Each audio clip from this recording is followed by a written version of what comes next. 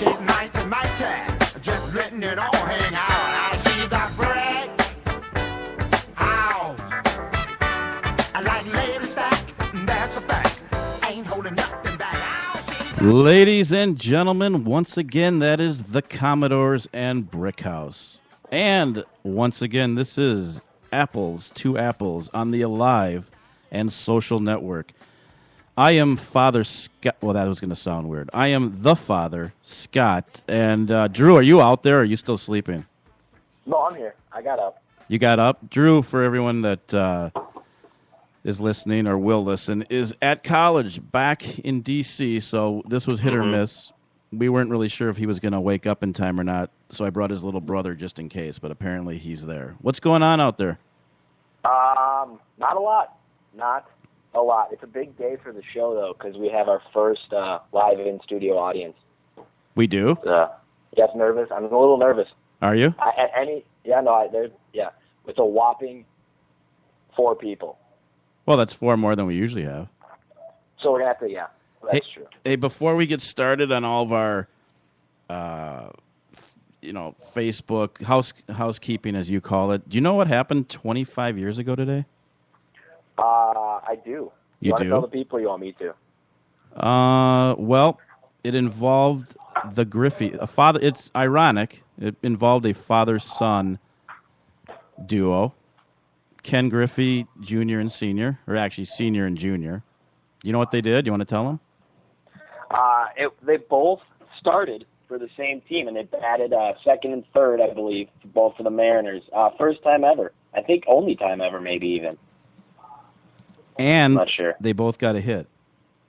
Yep. Later in the season, they would hit back-to-back home runs, which I think is even cooler.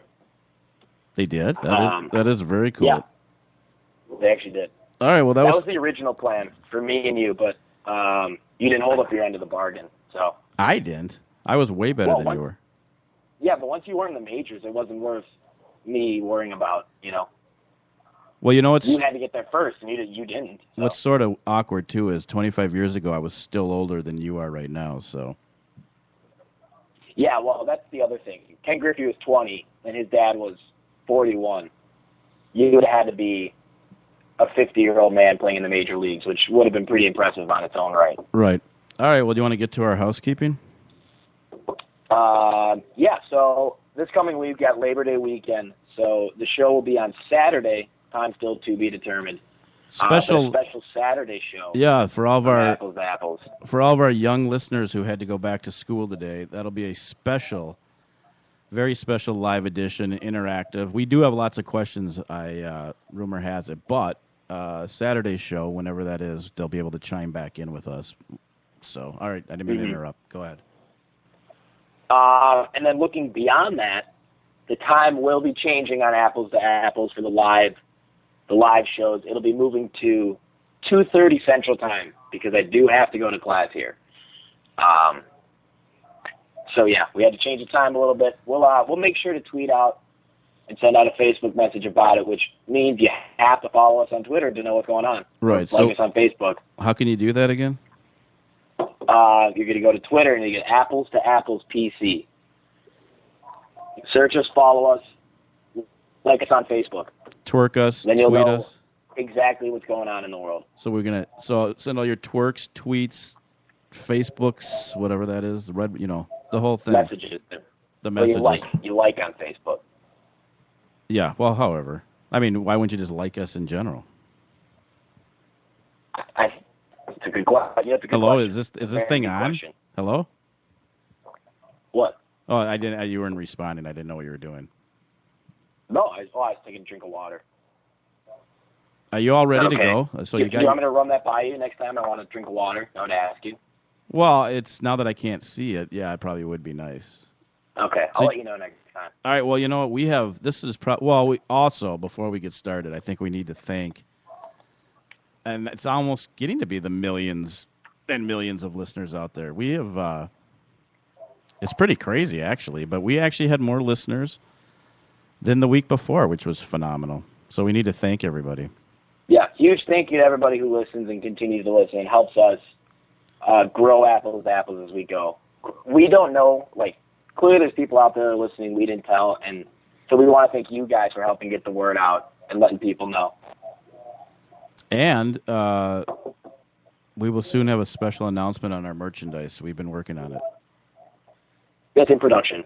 Yeah. We're getting there. Yeah, absolutely. So are you ready to talk We'll have some... what? I think I'm ready. Are you ready? Talk some sports, yeah. All right. You want to start with the Twins like we always do? Let's start with the Twins, yes. So, I want to say they went 3-2 since we last were together. They might be off a game or so, but we're a game and a half back in the wild card. And 2 games ahead of the Angels behind us. But the problem is Texas has shown no signs of slowing down. They've won 4 straight. They're 7-3 in their last 10. They beat Baltimore last night. They're honestly they're almost catching Houston at this point. So I think we're fighting an uphill battle, and it's not our fault. It's we're doing our job. We're 8-2 in our last 10 games. We took 2 or 3 from a good division-leading Houston team, but Texas might just be too much to catch. Okay, so the beautiful thing of our show is we don't have to be politically correct, right? So no. So we don't really have to kiss Terry Ryan's butt or the owners, the Polads or Molitor or Mauer. So we can straight shoot here because more than likely they're not coming on our show. But here, and again, I don't mean to be Debbie Downer, but here's my problem with everything that's gone on, and that's actually not a problem.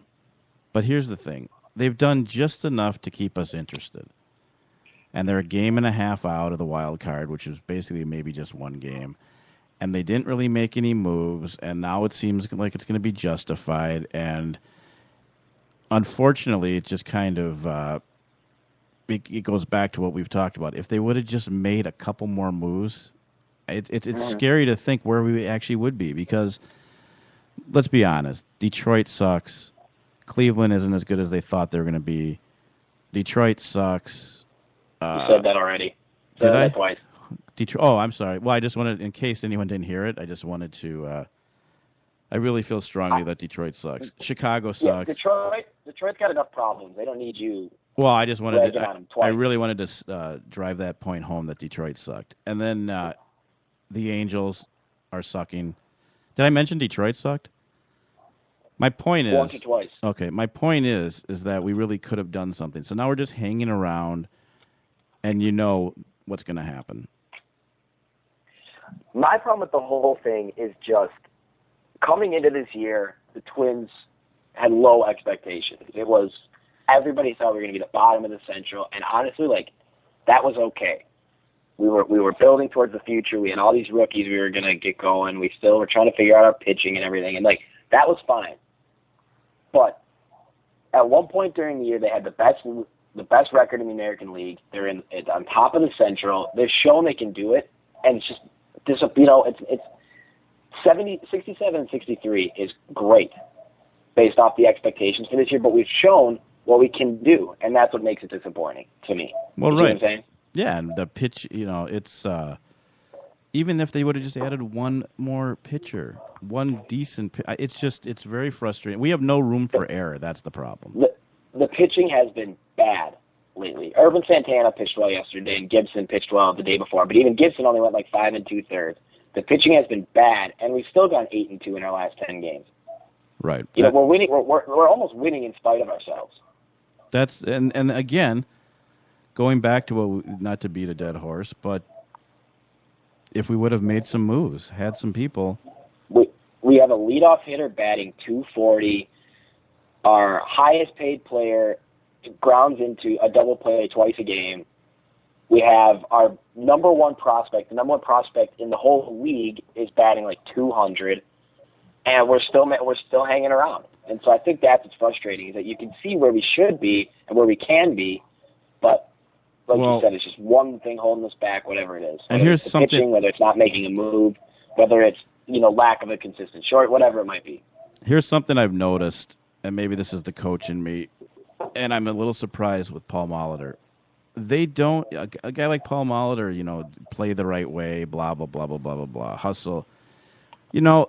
Time and time again, I don't think we do play the right way. We get a guy on second base, no outs. We never change our swing. We never just put the ball in play. We almost never move him over. We don't do the little things, and that goes back to Dozier, Mauer. Those are the guys not doing it. That's what I was going to say. It's not even the rookies. I'm not a big fan of giving rookies a pass for that stuff, but Buxton's 21, Sano's 22, Rosario's 23. And he's only played a handful. If they're not going to move a guy over, they'll get there. It's the guys like Dozier and Hunter and Plouffe, who are veterans that have been around a while and are at the core of our team, are up there just swinging away with 2 strikes, grounding into double play.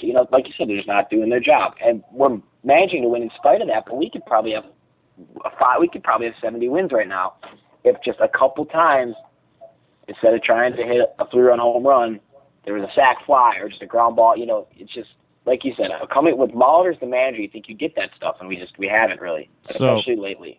So basically, we're going to probably hang around another couple weeks, and then it's going to be done. So let's fast forward to next year. Mm-hmm. Before we move on, here's to me what has to be our lineup. Okay, you ready? Yeah. Rosario in left, Buxton in center, and let's just assume Hicks. We have the same Hicks that we've had the last couple months. Hicks in right field. Mauer has got to catch. No ifs, ands, or buts. Take the chance it'll get hurt. You've got Sano at third.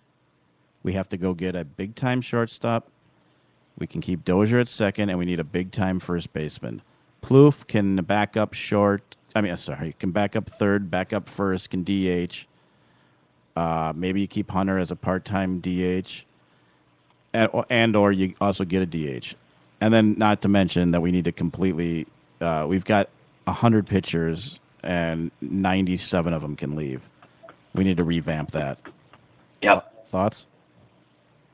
I think I agree with you on the lineup. My thing with shortstop is knowing how the Twins operate. What was it, 3 years ago now? 2 years ago, we drafted Nick Gordon with the third pick.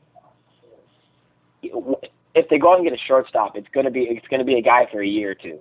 Then it's gonna have to be, just because down the road, knowing how the Twins operate, that's the short. They've already penciled him into the starting lineup in 2 years.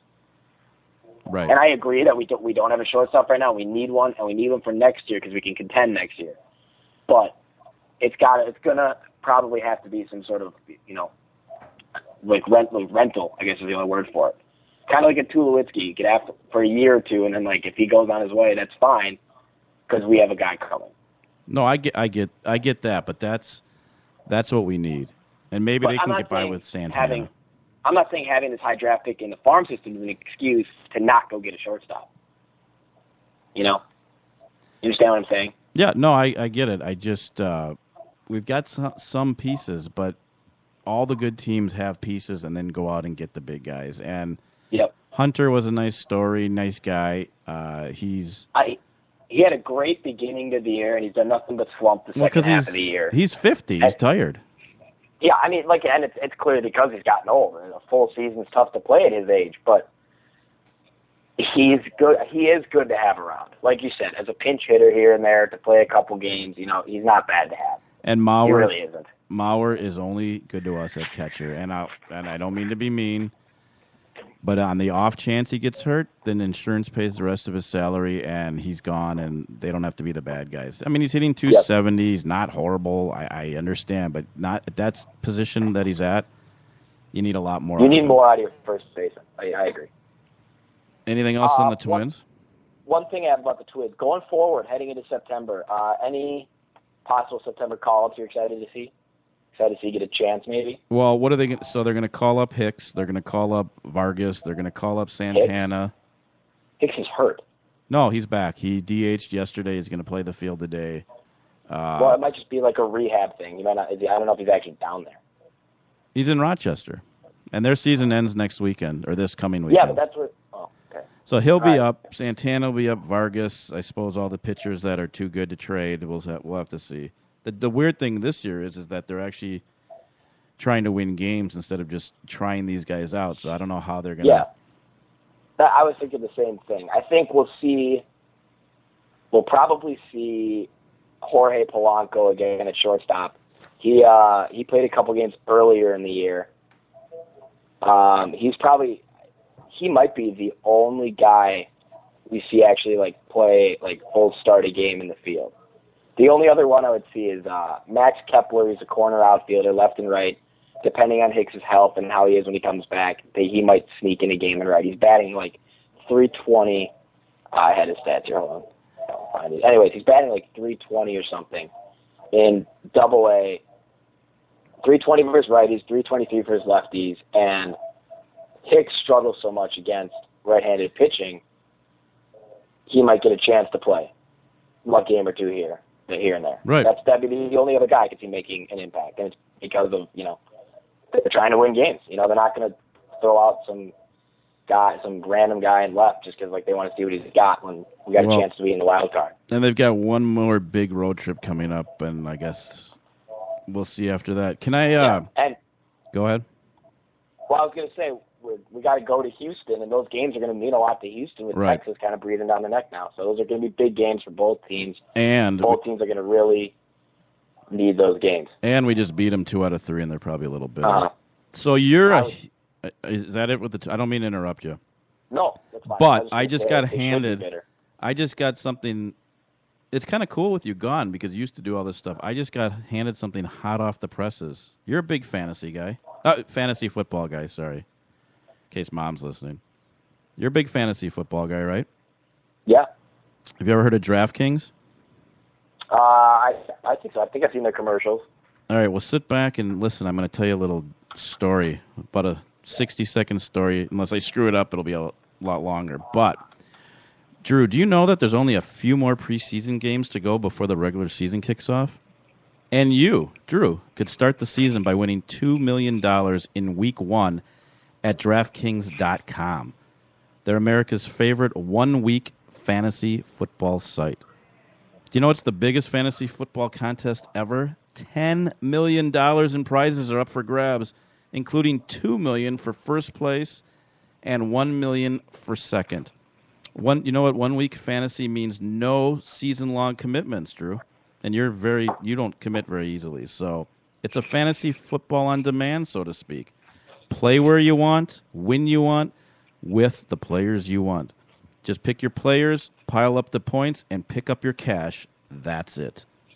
Do you know, Drew, you'll never experience football like this? You still with me? Yeah, no, I'm here. Every game feels like the playoffs, even in Week 1. And every broken tackle or spectacular catch could take you closer to $2 million / a $2 million prize. This isn't fantasy as usual, Drew. This is DraftKings. Welcome to the big time.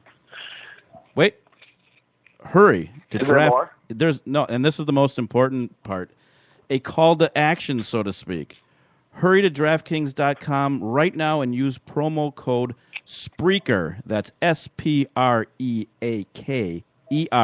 to play free for a shot at $2 million in the Week 1 Millionaire Maker.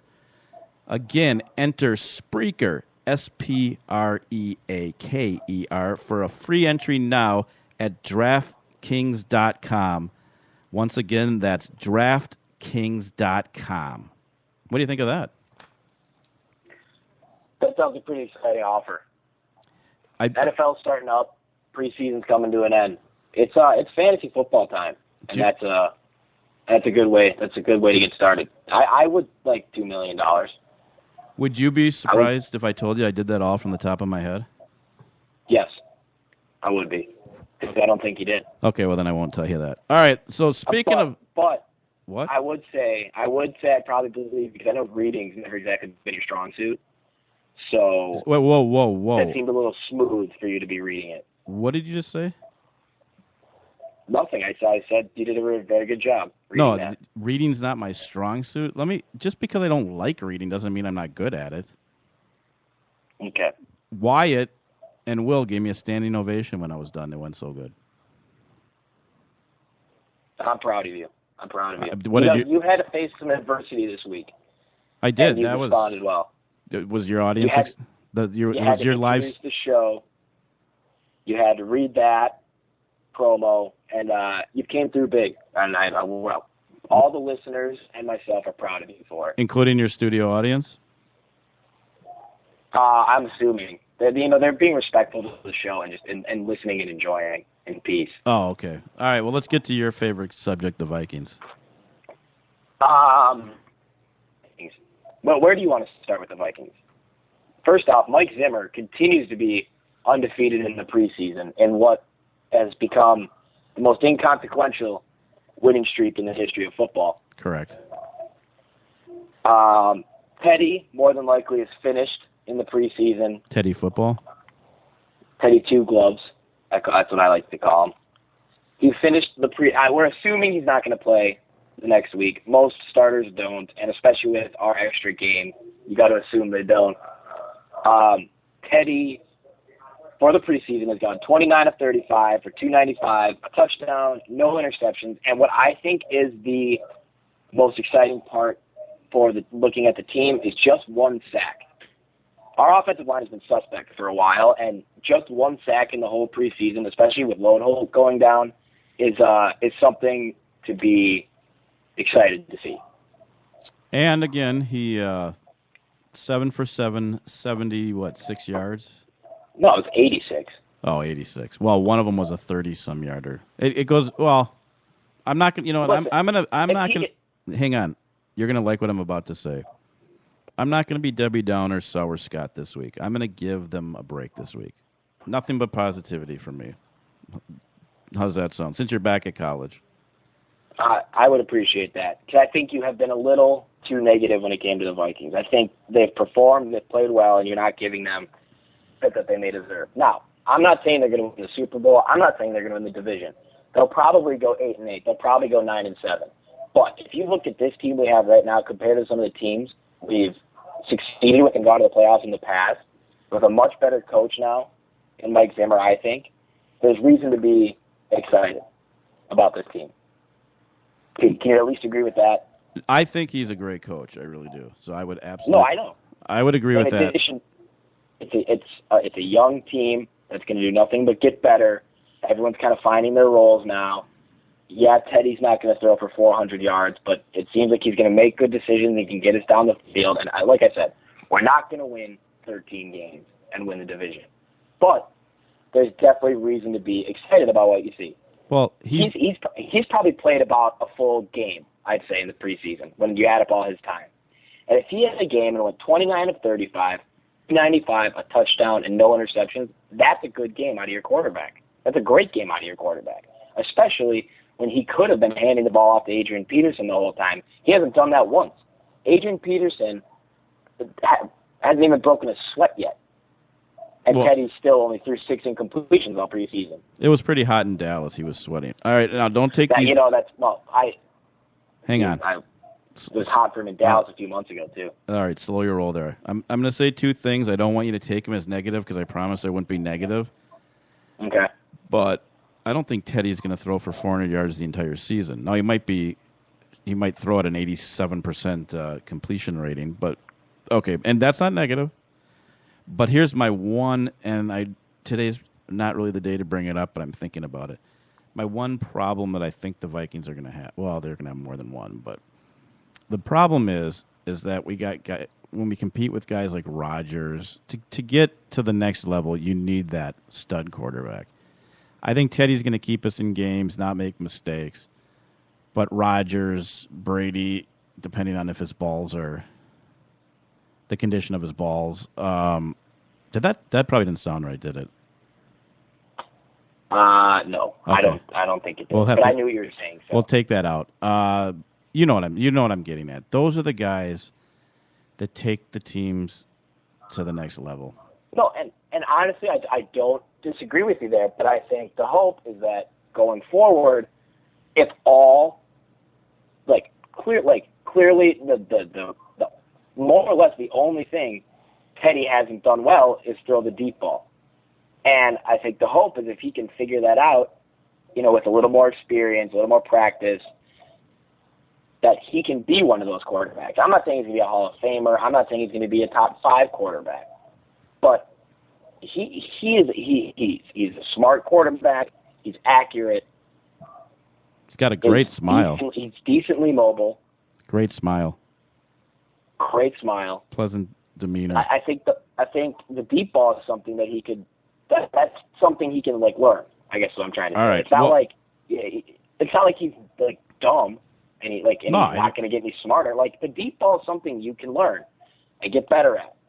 And I think if he can, the hope is that he could be up there with those elite quarterbacks. I don't know if he will be. It's too early to say. He still hasn't even played a real game in his second season. But I think that's the hope going forward, at least as from both the fan and kind of GM standpoint of the Vikings. That's why they put so much faith in this guy. Okay, well, we have to. I hate to rush you, and I liked it a lot better when you were kind of in charge, the lead person. Although I'm starting to kind of like this role. We got to. No, I like the more relaxed to just kind of sit back and chime in when I feel. We have so many questions that we got to leave a lot of time, but there is one. We had a question, maybe it was last week, and that seems appropriate to talk about now, which is college football. But the Gophers have a huge game coming up on Thursday, one of the biggest games they've had in a long time. But before we talk about that, the neighbor ladies, your friends, the neighbor ladies? I heard they'll be at the game. That's really? The rumor. They're huge Gopher fans. Well, so three of their kids went to the U of M. You know that. They like to talk. No, I'm just kidding. I don't know that. No, that's just that's a rumor you're starting. But they, I want to call in their show and see if they want us to stop plugging their show or not. Do you think we're hurting them or helping them? I mean, we do have a lot of listeners. I mean, couldn't really hurt them, could it? I don't think so. I know you listened last week. I did actually. They, in all seriousness, they do crack me up. It is a funny show. It's worth listening to. What I like about it, it's different. It's not some radio show you're going to turn on Twin Cities Radio or NPR or whatever. It's fun. Oh, they talk about everything. Funny. It's the neighborhood view. Check it out on aliveandsocial.com. The neighbor ladies. Okay, now we got to get to the Gophers. Huge game. Can I tell you a little story? So the last time the Gophers played, well, they've played highly ranked teams before and beat them. I think they beat Ohio State in Ohio State. But the last time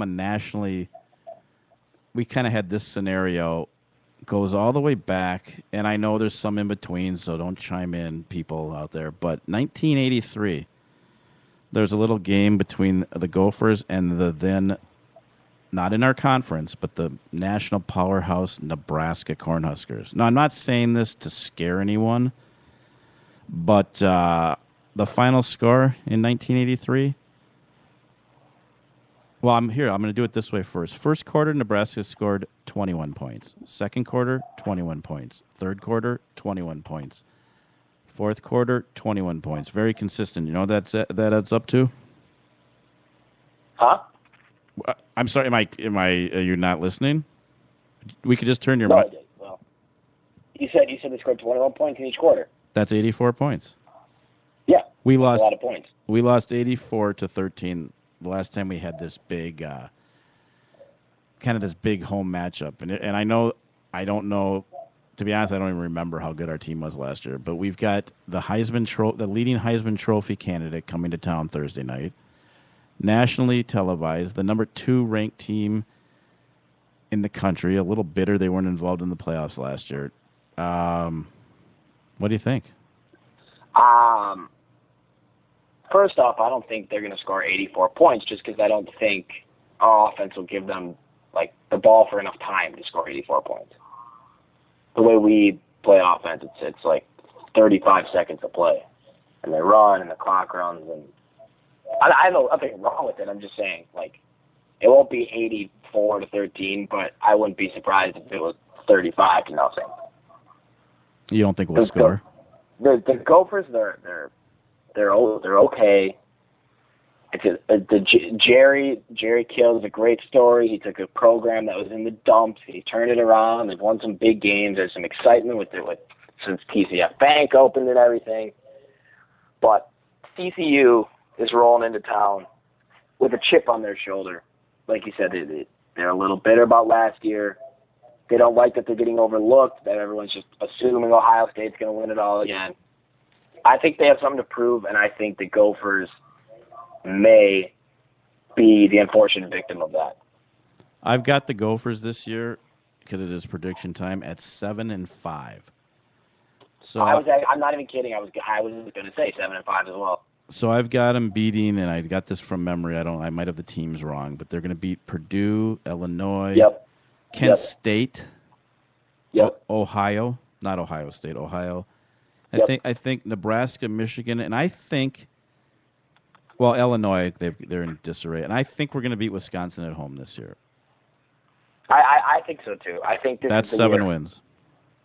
I think so. That's 7 wins. Now my losses. TCU, which nothing to be ashamed about. I think they're going to lose on the road to Colorado State. They shouldn't, but I think they're going to. I think they're going to lose to Northwestern. They're definitely going to lose to Ohio State. And at Northwestern is definitely the game of. There's always one game where the Gophers just they go on the road to some team who's no good and lose, and that's kind of college football everywhere. You lose games on the road you probably shouldn't lose because you're on the road. Right. That home field advantage in college is huge. I think Northwestern, if I had to look, is definitely, I'd say either Northwestern or Iowa. They're going to win one of those. There's no way they win both. Right, and the fifth one, I can't remember who I thought they were going to lose to, but I got them at 7-5. Yeah, TCU. Who'd you say? TCU. You think Northwestern they're going to lose to? Yeah. Ohio State they lose to. Colorado State, and there's one other one, and I don't remember who it is. Do you have Michigan? Is your stack? I'm looking at the schedule. All right, so who didn't I mention? Michigan? Oh, no, I think we're going to beat Michigan at home. Oh, no, it is. I think Michigan, because if you say we're going to beat Michigan, you have only 4 losses. Okay. Unless you think we're going to lose to Iowa, too. Iowa, that's it, at Iowa. Okay. That's 7-5 then. All right. I'm going to go 8-4, actually, now that I look at the schedule, because I think they win 2 out of 3 against Colorado State, Northwestern, and Iowa. They win 2 of those. They don't win all 3. And I think they win. And I don't think they're only going to win 1. I think they'll win 2 of those. I don't know which 2. Right. If I had to guess, it'd probably be Colorado State and Iowa. We seem to beat Iowa normally. We seem to always have trouble with Northwestern for some strange reason. All right, we have got to get to all these questions. I just know the number. You still have them in front of you, so you're going to have to read them to me. I can do that. But, I guess let's just dive in. I'm going to lead with this one because it's a nice little lead-in, and I know you've been dying to answer this all week because we got it on August 25th, like the day after our last show. And by the way, go ahead. Well, I was going to read the question if you have something else to say. Yeah, I do first. Go first. A little unusual now because a lot of these questions, some of these young men are already in class and won't be able to chime back in at us, so they'll have to do it at a later date or later time, unless they're snuck away at school and are listening at lunch. So, all right, let's have the first one. On that note, too, remember, if you miss an episode live, you can't listen to it live because you're in school, you're at work, whatever it may be. You can listen to us anytime at aliveandsocial.com. You don't have to listen live. Multiple times. You don't have to. First question is from a Connor McManus. Who is your favorite player that you have ever coached in baseball, both Drew and Scott? I'll let you start. Well, it's interesting. I'm not trying to toot my own horn or anything, but I've actually coached. But you're going to. Well, I have to in order to answer the question. I mean, you're not going to do it for me, but I've actually coached a couple players that have played in the major leagues, and Jack Hanahan was one of them.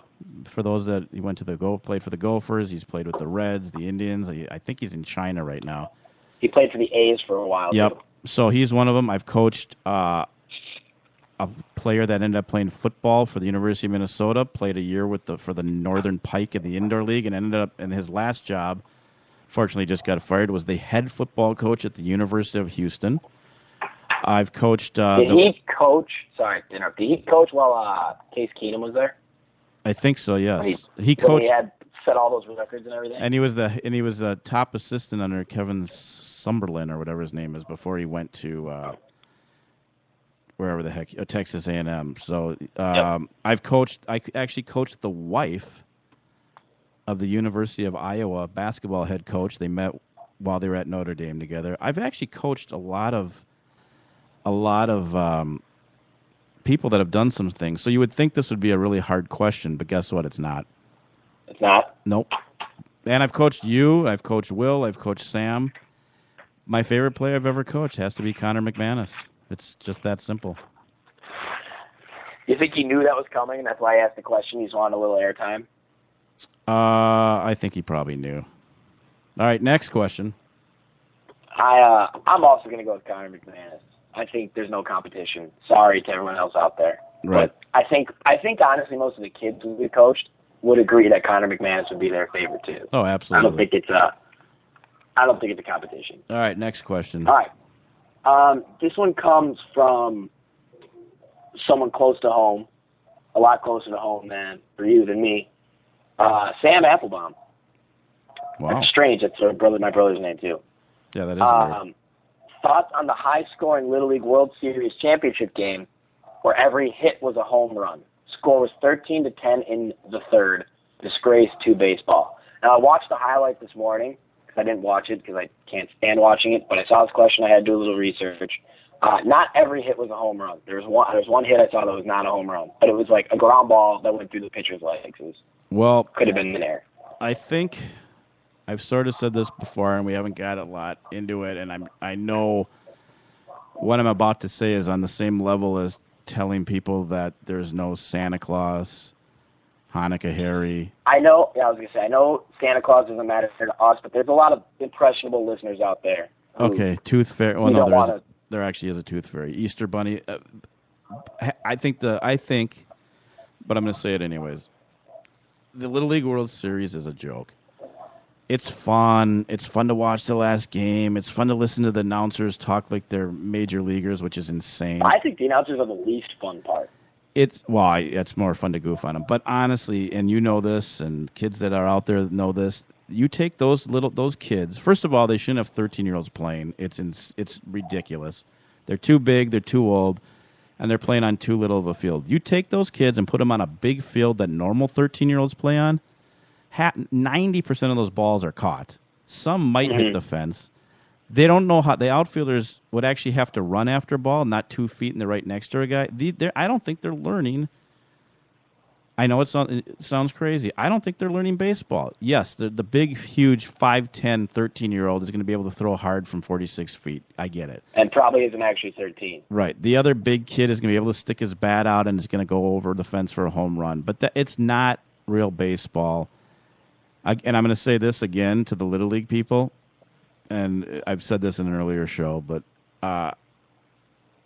the pitch count is ridiculous.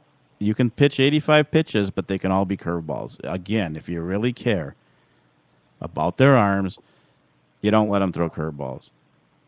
So that I know I'm sure I'm in the very, very minority, but that's my take on Little League. 18-11 is an absolutely outrageous score for a championship, like a championship game. Can you imagine, I'm not comparing the Little League World Series to the actual World Series, but just this is the biggest game in Little League. Can you imagine, Game 5 of the World Series ending 18-11? Well, no, it's ridiculous. Like I said, it just goes to your point about it's not baseball. And honestly, it wasn't even kids making errors. It's just this field not being the right size for these kids. Right. That's ridiculous. How many? What was it? 10 home runs or something like that? Japan alone hit 5. No, and they're not even half of them aren't even good swings and hits. It's just it's a combination of the metal bats and the fences being too short, right, and the field being too small. There's ground balls to shortstop that kids can beat out because the bases are so small. Right. It's just you can't even really run the bases because the fences are so short that anything off the wall, outfielders turn around and it's back at their feet. It's right. a single, a ball off the wall. No, I guess we're in agreement. And the weirdest part of the question is that there's a kid out there named the same thing as your brother, my son. It's a weird. There's a kid out there with the same name. All right, next question. This comes from Seamus Harvey. He asked. Oh, that's our Italian friend. Yes. Favorite deceased athlete, and then in parentheses he said, not to dampen the mood or anything, just curious. I appreciate the care there. Wow, that's a tough question. Favorite? Do you have one? I got to think about it. I would go with Kirby Puckett. I never actually got to see him play, but as he played center field, he played it the right way. He's probably one of the most exciting twins in history. He had that unbelievable Game 6 with the home run and then the catch at the wall up against the plexiglass back at the Dome and everything. I think I'd probably have to go with Kirby Puckett. Yeah, he had a few personal problems at the end, but we'll go with that. Well, yeah. But as you know, I've overlooked those. That's, you know what, there's so many. I've got two, and I'm just going to give the names because we got so many questions. Yeah. I would say, and this is more recent, Roddy Piper. I had a feeling you were going to say that, actually. But then, if you weren't going to say it, I was going to mention it. And I don't know if this guy's an athlete, but Jim Valvano. Big fan of his. I count him. I think you can count him. Yeah. He wasn't technically an athlete, he was a coach and everything he did. He obviously left way too early. You have to count him. Wow, I'm sure that he's asking this in light of the passing of Daryl Dawkins. Extremely sad. Oh, yeah. Chocolate Thunder. 55 or something, very young. Very sad time for the NBA community, but well, thanks to our Italian Yeah, friend Seamus for chiming back in. All right, next. This comes from a longtime listener, a loyal listener, Ray Christie. He has two questions. We'll give you the first. Okay. One sport that should not be in the Olympics, and one sport that should be. Oh, Do you mind if I go? Yeah, but I don't even have to think about it either. But go ahead. I don't need. I'm going to go with synchronized swimming should not be in the Olympics. Whoa! Because I can't stand watching it. I just signed Will up to take lessons in that. Go ahead. Okay. And I think softball should be back in the Olympics, and I'm going to tell you why. I was going back and forth between baseball and softball. How about both? I decided on softball because when they were both in the Olympics, baseball was like an afterthought. Not everybody went. The teams all weren't very good. And the Olympics is supposed to be the pinnacle of sports. And in baseball, it just wasn't. It just wasn't. But the softball Olympic tournament was everything to softball. And so I think they deserve to bring softball back. Okay. Softball deserves to be brought back. And I actually don't disagree with you. I would maybe say just add baseball, so softball/baseball. And I think a lot of people actually watched the softball. Now, I got one. They do. Okay. I remember way back when me and you would watch the softball Olympic games at like 4 a.m. when they were on, when they were in where was the last Olympics? China, Beijing. All right, here's mine. Not Beijing, the one before that, because they weren't in Beijing. Here's mine that has to go. Mm-hmm. And I think I got this right. I don't know. The biathlon, the one where you ski and shoot a gun. I'm sorry, what am I missing? That was... That's Winter Olympics. I was thinking Summer Olympics. What, did this question say it was only Summer Olympics? No. I didn't even think. Well, really, to be honest with you, one. You shouldn't do that one in the summer either. It doesn't make sense. But skiing and shooting.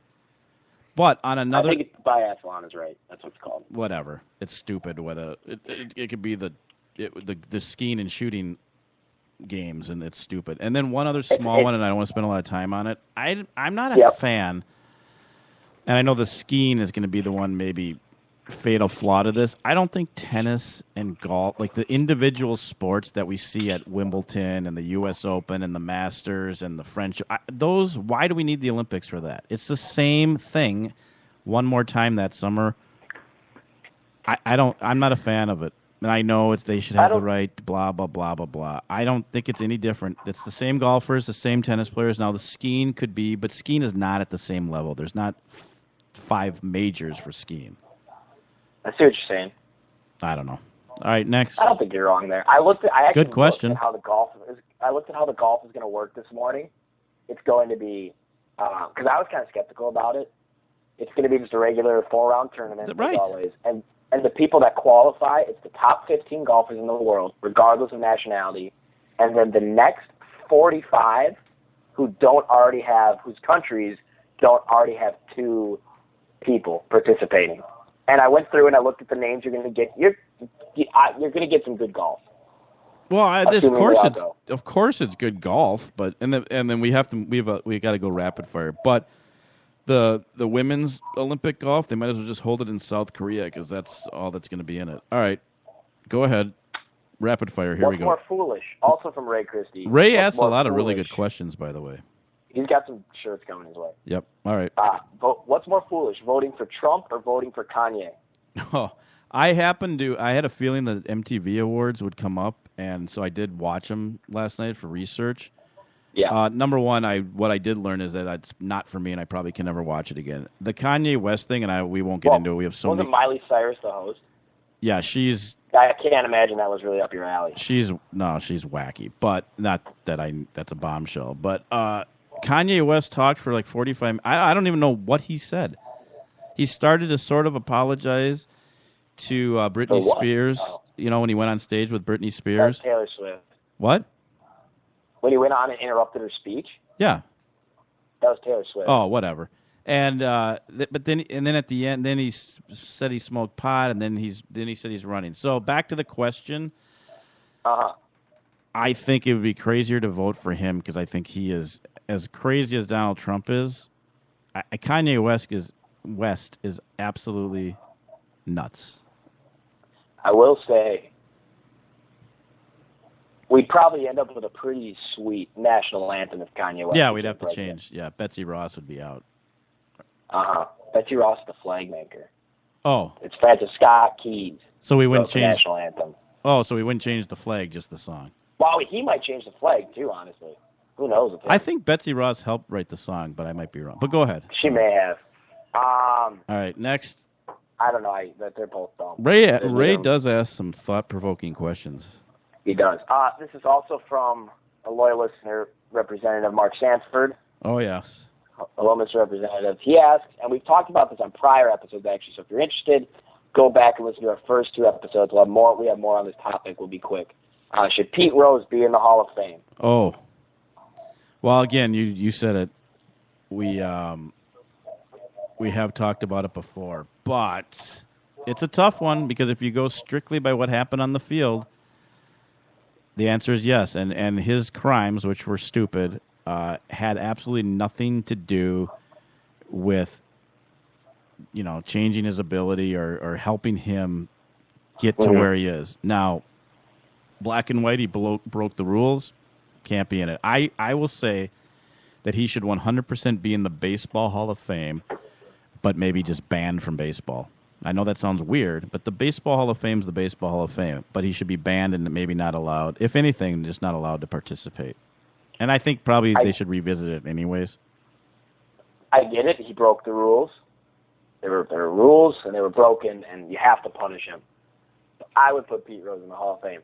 I don't think what he did was that bad. He didn't bet on his own team. He didn't throw any games. He bet on himself to win. And there's no proof that he was paying off the other team or anything. I'd put Pete Rose in the Hall of Fame. That was up to me. Yep, nope. That's a good question. And you can go back to, I don't know which episode it was, and listen further. And I recommend going back to episodes and seeing if we got any better or worse from the very beginning. Now that we're famous. I wouldn't go there quite yet. We're getting there. Oh, okay. All right. This is another question from Seamus Harvey. Our Italian friend. Favorite character from The Office? Favorite character from The Office?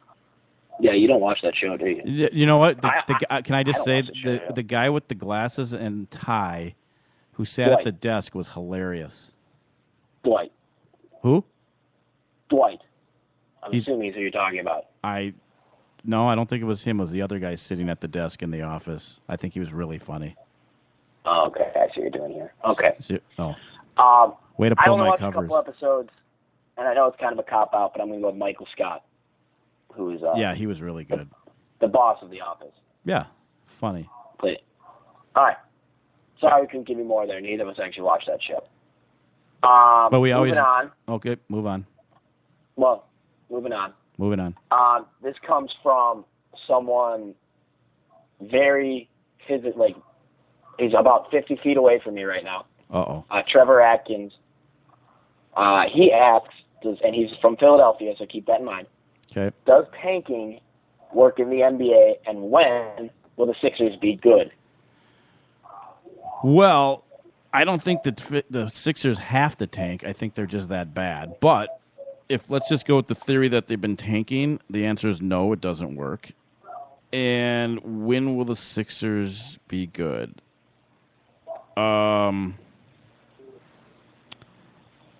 We're assuming they will be good, right? Yeah. I would say. I think you have to assume they'd be good. And I'm not completely up on my Philly basketball knowledge, but I'm going to guess that there's something going on with either the ownership, the front office, and maybe he can chime in. They need an overhaul, I think. Something's not going right there. Whether it's the players they pick, I don't know what's not. Something's. I think it's more than just the players, and it's more than just losing the game. There's probably a management issue. I think that they're stockpiling talent. They're stockpiling like front court talent. When it's all they have right now, they have Noel, Joel Embiid, and Jahlil Okafor all on their roster, and they drafted like 6 other centers and power forwards this year. I think that if they're stockpiling front court talent, they're going to decide which of those 3 or 2 maybe that they want to keep and move forward with, and then they're going to try and trade the rest of them to build their team. That's probably going to take 3-4 years, would be my guess. But they've sucked for 6 years already, so now we're talking 10 years. Does tanking? No, I know it's a long process, and it's not a fun process for the fans either. Can I just say something? Tanking means that they're intentionally losing. You mean to tell me that if they wanted to, they could win more games? I don't think so. I think they just suck.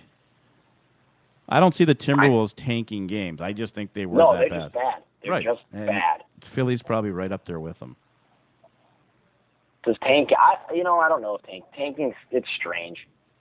I don't know. It probably could work if you did it right, but it's just like any other way to build a team. You got to do it the right way. It doesn't do any good to tank in NBA anyways, because the worst team almost never gets the first pick. Very rarely. Philly's a team that they gave the first pick to. Like the Timberwolves couldn't tank because they would never end up. They've only ended up with the first pick once, and they've been in the lottery forever. They're always in the lottery because they suck. So my advice to the Sixers. And I actually have been to. I went to Dr. J's last game ever. That's a fun fact. Fun fact for Trevor. Is Trevor his real name, by the way, or is that a fake name? No, Trevor's is. Well, actually, no. Because I know that other dude. I'm not going to call him out on the radio. No, actually, his real name is John. Trevor's his middle name. Oh, so he does use a stage name. That's smart. Uh-huh. All right, next question. This is actually an email question. An email? We finally got one. Yeah, we have 2 of them. Could you please tell, this is from not my mom, but yours. Well, that's weird. Could you please tell me why there are so many football games on Thanksgiving Day?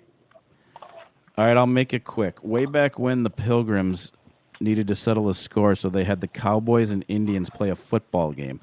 The Cowboys won, so they got home field advantage. And then somewhere along the line, a lion mauled an Indian. And then they decided, okay, the Detroit Lions should also get a home game. So that's how we got to the Cowboys. Are you with me? /Lions. Cowboys /Lions playing, yep. And the third game. Then they added a third game just because they're greedy and wanted the money. And I think that's historic. Hang on, I'm not done yet. Oh, okay. And of course not. And scene. Okay, go ahead. Now you're done? Now I'm done. I think that's the best answer you're going to get. Do you think? I think that's how it happened. The only other answer is there's nothing else people are doing on Thanksgiving besides sitting around eating. So why not do it while watching football? The NFL can make a ton of money. I mean, that's what it boils down to. Yeah, that's a stupid reason. I think mine was better. All right, next one. This comes from Dr. Goog. I'm not sure what kind of a doctor he is. Okay, sure. I guess we'll see by the answer. Dr. Goog, or the question.